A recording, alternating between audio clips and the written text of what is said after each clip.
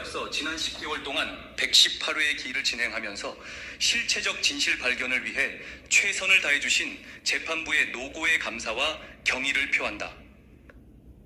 또한 이 사건 수사와 재판 과정을 관심 있게 지켜봐주신 국민 여러분께도 진심을 담아 감사드린다.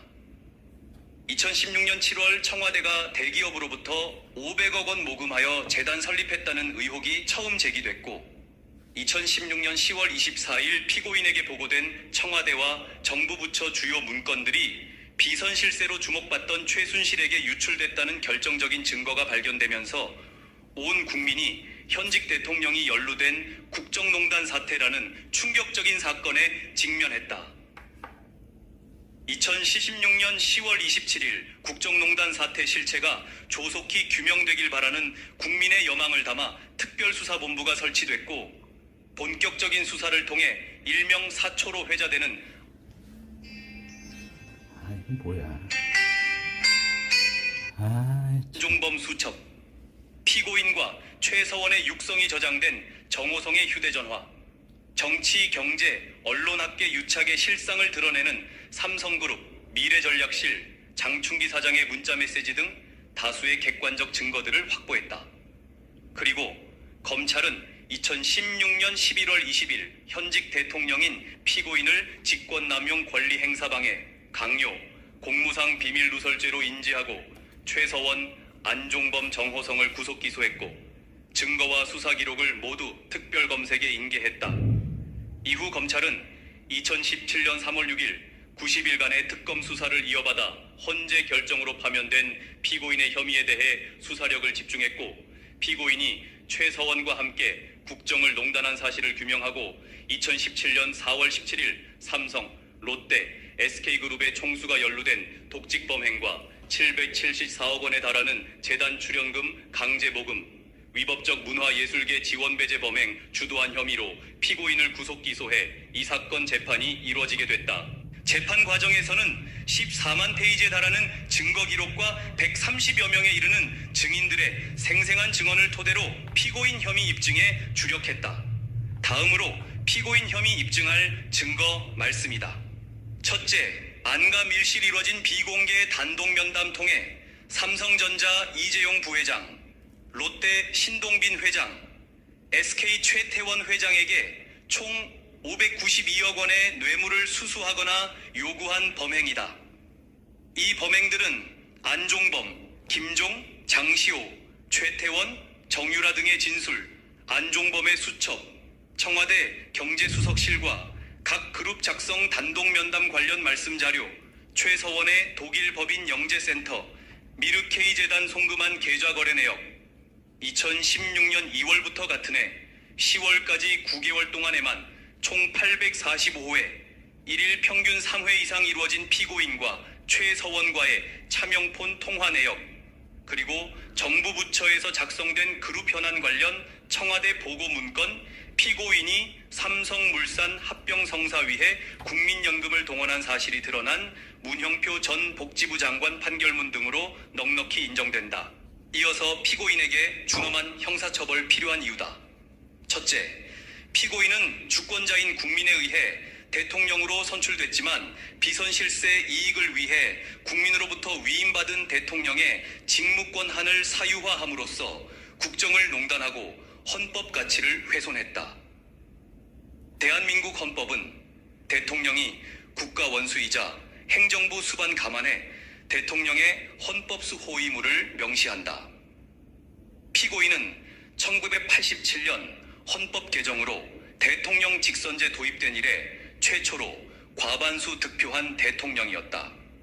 그럼에도 피고인은 헌법을 수호해야 할 책무를 방기했고 국민으로부터 위임받은 대통령의 직무권한을 자신과 최서원의 사익 추구 수단으로 남용했으며 국민을 위해 봉사해야 할 국가기관과 공조직을 동원해 자유민주주의, 시장경제질서, 직업공무원제 등 헌법에 의해 보장된 핵심 가치를 유린했다. 그 결과 피고인은 헌정사상 최초로 탄핵으로 파면되면서 대한민국 헌정사에 지울 수 없는 오점을 남겼다.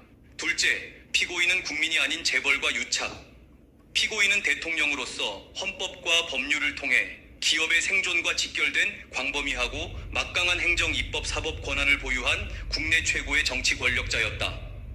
뿐만 아니라 피고인은 2016년 기준 국내 주식시장 6.7% 달하는 102조 원의 자금으로 삼성전자 지분 9.7%, 30대 그룹 주요 계열사 지분 8.85% 보유한 최대 기관 투자자인 국민연금 의결권 동원해 재벌기업 총수의 경영권을 좌지우지할 수도 있었다. 한편 피고인과 단독 면담한 이재용, 최태원, 신동빈은 2016년 자산 총액 기준으로 국내 GDP 37% 차지하는 삼성, SK, 롯데 경영권을 보유한 국내 최고의 경제 권력자들, 국내 최고의 정치 권력자 피고인이 매년 안개서 안가라는 밀실에서 그것도 은밀하게 최고 경제 권력자를 1대1로 만나 머리를 맞댔고 자신과 최서원에게 경제적 이익을 제공할 것을 요구하며 경영권과 직결되는 현안에 대한 지원 약속을 한 이러한 장면은 피고인 스스로도 서로 윈윈하는 자리였다고 표현할 정도로 전형적인 정경유착의 모습이다. 피고인은 과거 권위주의 정부에서 자행된 정경유착의 폐해를 그대로 답습함으로써 헌법화는 경제민주화를 통해 국민 행복 시대를 열겠다는 자신의 공적 약속을 헌신짝처럼 내팽개쳤고 우리 사회의 양극화 해소 위한 재벌 개혁과 반칙과 특권 철폐해 고질적 부패 청산 열망하는 국민들 기대에 찬물을 끼얹었다. 또한 서민들의 쌈짓돈으로 조성된 국민연금을 재벌기업 총수의 경영권 승계를 돕는 수단으로 악용함으로써 천문학적인 손실을 나눠지게 된 국민들에게는 말로 표현할 수 없는 충격과 공분 안겼다. 셋째, 피고인은 대기업들로 하여금 최서원과 함께 설립할 재단 설립금 지원하게 하고 최서원 지목업체의 일감과 후원금 몰아주며 최서원 추천 인물들을 검증 절차 없이 채용 승진하게 했다. 이는 민간 기업을 자신과 최서원의 욕구 충족을 위한 전유물로 전락시켜 헌법상 보장된 기업 경영의 자유, 기업의 재산권을 중대하게 침해했다. 피고인의 이와 같은 행위는 기업과 사회의 상생을 위한 기업의 자율적인 경영활동과 사회공헌 활동을 왜곡하는 행위로서 정작 충분한 자질을 갖춘 중소기업과 기업의 후원을 절실히 필요로 하는 우리 사회 소외계층을 희생시켰고 전체 임금 노동자 절반이 비정규직인 우리 현실에서 청년 실업 문제, 취업난 극복하기 위해 불철주야로 땀을 흘리는 젊은 세대들과 그들로 하여금 뼛속 깊이 좌절과 박탈감을 느끼게 했다.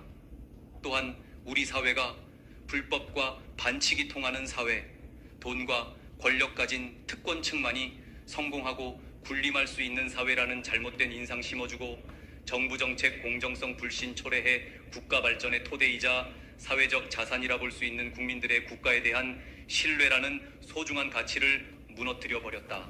넷째, 피고인은 대통령 취임하며 문화융성을 3대 국정기조 중 하나로 천명했다.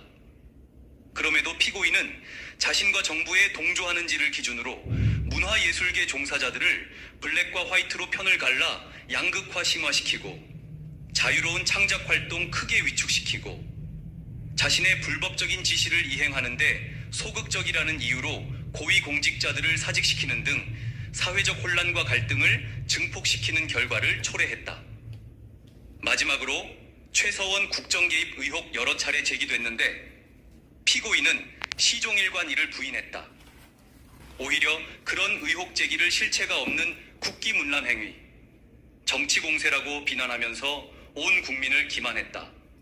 피고인은 최서원의 국정 개입이 사회적 문제로 대두되자 대국민 담화를 통해 진상규명 최대한 협조하겠다고 표명한 바도 있었다. 그럼에도 피고인은 검찰과 특검의 대면 조사를 차일피일 미루면서 회피했고 청와대 압수수색에 단 한 번도 응하지 않았고 자신에 대한 탄핵 심판 진행되는 헌재에도 끝내 모습을 드러내지 않았다. 또한 피고인은 주요 국정농단 사건 증인으로 채택된 바도 있었는데 일체 출석을 거부했고 지난 10월 16일 재판부에서 새롭게 구속영장을 발부하자 더 이상 법원을 신뢰하지 못하겠다는 주장을 끝으로 정당한 이유 없이 재판 출석을 거부하고 있다. 피고인은 2016년 7월 국정농단 의혹이 처음 불거진 이래로 약 20개월 경과한 현재까지도 자신의 잘못을 진지하게 반성하는 모습을 단 한 차례도 보인 적이 없다. 그러면서도 정치보복이라는 프레임을 설정해 국정농단의 진상을 호도하고 실체 진실을 왜곡하면서 검찰과 특별검사는 물론 사법부까지 비난하고 있는 상황이다. 현 시점에서 우리 국민들은 피고인이 이제라도 잘못을 통감하고 자신의 책임을 겸허히 인정하는 모습을 기대하고 있다. 그러나 피고인은 국민의 이와 같은 기대에 부응하기는커녕 오히려 사법에 대한 불신을 조장하고 여전히 국론을 분열시키고 있고 일련의 국정농단 사건에 대한 검찰과 특검의 수사, 헌재의 탄핵 심판, 법원의 판결을 통해서도 자신의 범죄 사실이 객관적 사실로 드러났음에도 피고인은 헌법과 법률을 철저히 경시하면서 모르쇠로 일관하고 있다. 이제 결론으로 피고인에 대한 구형 의견 밝히겠다. 피고인은 국정농단의 정점에 있는 최종 책임자다. 국가원수이자 행정부 수반으로서 국정운영 총괄 지위에 있는 피고인은 국정에 한 번도 관여한 적이 없는 비선실세에게 국정운영의 키를 맡겨 국가위기 사태를 자초한 장본인이다. 우리 국민들은 반칙과 특권이 아니라 우리 사회 구성원들이 합의한 규칙을 끝까지 준수하며 실력으로 성공한 사람이 존경받고 대통령이 제왕적 권한을 행사하면서 국민의 사상과 문화적 성향에까지 관여한 나라가 아니라 각자의 역량을 마음껏 발휘할 수 있는 균등한 기회 보장되고 어떠한 직업을 갖더라도 행복한 삶 영위할 수 있는 진정 자유롭고 평등하며 정의로운 대한민국을 꿈꿔왔다. 피고인은 국민들의 이와 같은 간절한 희망과 꿈을 송두리째 앗아갔다. 이 사건은 대한민국 역사에 있어 씻을 수 없는 상처로 기록되겠지만 한편으로는 국민들의 힘으로 민주주의와 법치주의 바로 세운 소중한 계기가 됐다. 이제 하루빨리 과거의 아픔을 치유하고 심각히 훼손된 헌법 가치 재확립 위해 피고인에게 죄에 상응하는 엄중한 책임을 물어야 한다.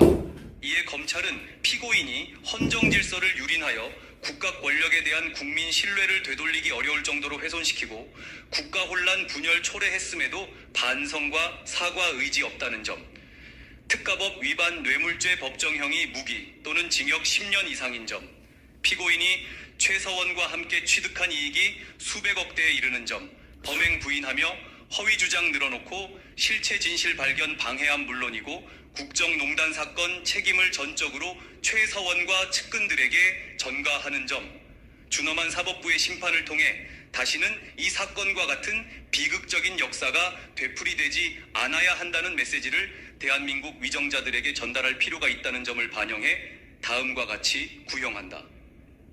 대한민국 제18대 대통령으로서 국정농단한 최종 책임자 피고인에게 징역 30년, 벌금 1185억 원 선고해 주길 바란다. 이상.